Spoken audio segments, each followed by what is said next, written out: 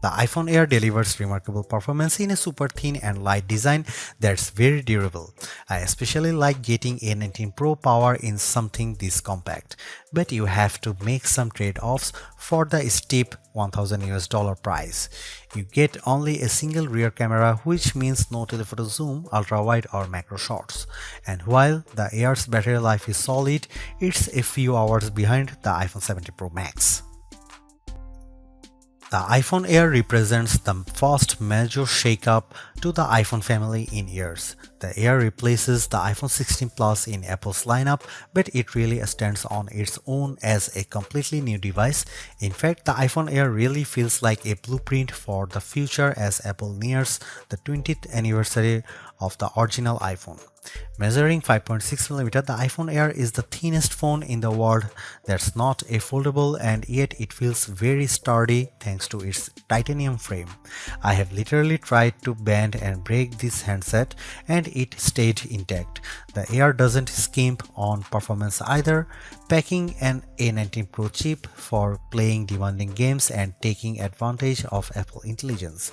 So what's the catch with this super slim Air? There's only a single camera, and while the battery life is pretty solid for something this size, you get less endurance versus the iPhone 17 Pro models. But it might still be the best phone for you, depending on what you are looking for. Here is the pros and cons in my full iPhone Air review. The iPhone Air starts at $1,000 for 256GB of storage. That's $100 more than the iPhone 16 Plus, but Apple is betting that you will be willing to pay a premium for a phone that's this slim and portable. There is just one problem. The iPhone 17 Pro starts at $1,099, which is just $100 more for a phone with triple cameras, a bigger battery, and an A19 Pro chip with an extra GPU core and vapor chamber cooling for better sustained performance. So you should really think about whether this stunning design is worth it. The iPhone Air has a release date of September 19. The iPhone Air is so thin and light that you are worried for its safety when you see it from across the room, but you will feel reassured when you put it in your hands. Measuring just 5.64mm thin, the iPhone Air edges out the Samsung Galaxy S25 Edge for the thinnest phone we have tested. The Air is so thin, in fact, that you might forget it's in your front pocket. Well, the whole device isn't this thin. The plateau or camera bump runs across the top of the device and jutes out. At least it doesn't wobble on a table when you press down. Apple purposely crammed all the major components into this area to make room for a larger battery down below. The iPhone Air comes in sky blue, cloud white, light gold, and black. Frankly, the black color makes the design look cheap and not as thin. I preferred the sky blue model I tested, which does a better job of showing off the Air's thin profile. Some have complained that the titanium frame is too shiny, but I don't agree. If you are worried about the durability for a phone this thin, I think you can rest easy. I saw a demo that simulated a band with 130 pounds of force, and the iPhone Air shrugged it off. To further fortify the iPhone Air, Apple equipped the phone with a Ceramic Shield 2 display with 3x the scratch resistance of the previous technology and the Ceramic Shield back that's 4x more crack resistant than glass. It is worth noting that the iPhone Air has a single speaker integrated into the earpieces compared to dual speakers for the iPhone 17 and 17 Pro series. During my testing, the Air's speakers got plenty loud when listening to Apple Music, but it did sound tiny at max volume. Some have shared in our YouTube interview with Apple on the iPhone Air that they wish that this phone came in a mini size. I say there is no need, you get the best of both worlds with this device, a large 6.5-inch display in a very pocket-friendly size. And it's a pretty damn good ProMotion screen, 2 with a rated maximum outdoor brightness of 3000 nits, a 1 to 120 Hz refresh rate, and anti-reflection tech built in. Outdoors, I put the iPhone Air up against the Galaxy S25 Edge, playing the same Begonia trailer, and Emma's tone looked brighter, plus there was less glare. The iPhone Air didn't perform quite well as in our lab testing, covering less of the DCI-P3 color space and turning in a slightly worse Delta E accuracy score. The iPhone Air features a single 48 megapixel fusion camera with 2x optical quality zoom. No telephoto, no ultra-wide, but it is a pretty strong performer based on my testing. Just don't expect much more from the 10x digital zoom. The iPhone Air does bring some cool new camera features to the table that are also available on the iPhone 17, 17 Pro and 17 Pro Max. This includes an 18 megapixel center stage front camera that leverages a square sensor to let you shoot landscape selfies without having to flip the phone in your hand. Here are some camera samples of the new iPhone Air.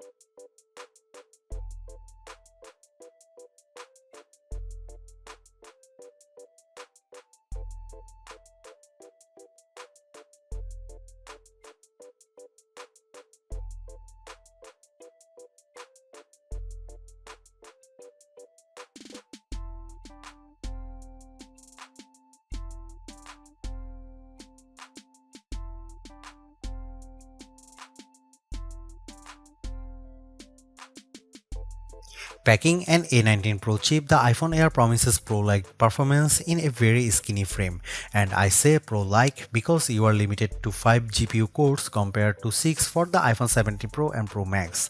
I enjoyed smooth performance when playing Destiny Rising, double jumping and using my grenade launcher on multiple enemies while enjoying crisp graphics. I only noticed a drop frame here and there versus the iPhone 17 Pro Max. Speaking of twice, the iPhone Air having one less GPU core does impact benchmark scores.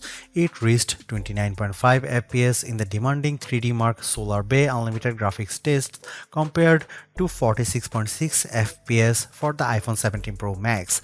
The Galaxy S25 Edge also turned in a higher frame rate. On Geekbench, which measures overall performance, the iPhone Air beats the Galaxy S25 Edge and it finished our video transcoding test 20 seconds faster. How about sustained performance? To test that, we used the 3D Mark Wildlife Extreme Stress Test, which simulates gaming for about 20 minutes. We ran it once and recorded the result, then did a second run right after that to really stress test these phones. The iPhone Air performed quite well, with stability score that beat the Galaxy S25 Edge by a fair margin in both rounds. More surprisingly, the iPhone Air turned in cooler temperatures than the Pro Max when we measured the back of the phones using the laser thermometer in 5 locations and averaged the result, though the S25 Edge was even cooler. Here's the big questions on everyone's mind. How good or bad is the iPhone Air's battery life? Apple claims all the battery life, but we decided to put that to the test in a couple of ways. First up was our battery test, which surfs the web over 5G at 150 nits of screen brightness. The iPhone Air turned in a decent 12 hours. That's nearly a half hour better than the Galaxy S25 Ultra, and the regular iPhone 17 lasted 45 minutes longer. However, the iPhone 17 Pro Max lasted over 5 hours longer than the iPhone Air, so if you really care about endurance, the choice is clear. I also compared the iPhone Air's battery life versus other phones when streaming the same YouTube video over Wi-Fi for 5 hours at 50% screen brightness. The iPhone Air was down to 81%, which is better than the Galaxy S25 Edge's 67%. Note that Apple sells a $99 MagSafe Battery Pack for the iPhone Air that's designed to deliver 65% more power. I am torn about the iPhone Air as its remarkable piece of engineering. This design is amazingly thin and light, and Apple deserves serious credit for making it so durable. It feels so strong, I don't think I would bother with a case. I also like how well the iPhone Air performs. No, it doesn't have the graphics might or sustained performance of the iPhone 17 Pro or Pro Max, but it's faster than the Galaxy S25 Edge and remains fairly cool under pressure, and it offers better sustained performance than Samsung's slim phone. However, I don't like the shoppers have to give up both an ultra-wide lens and telephoto zoom with the iPhone Air. At least Samsung gives you an ultra-wide camera that enables macro photography, but the iPhone Air's main 48 megapixel camera is very good overall. Apple left some other features on the cutting room floor as well, as such as fast charging and cinematic mode for video, so sometimes the Air feels more like an iPhone Lite. Overall, I think the iPhone Air is worth buying for those who want a super slim phone that's very easy to carry, that doesn't sacrifice too much on performance, but you will have to live with some trade-offs if you want something this compact.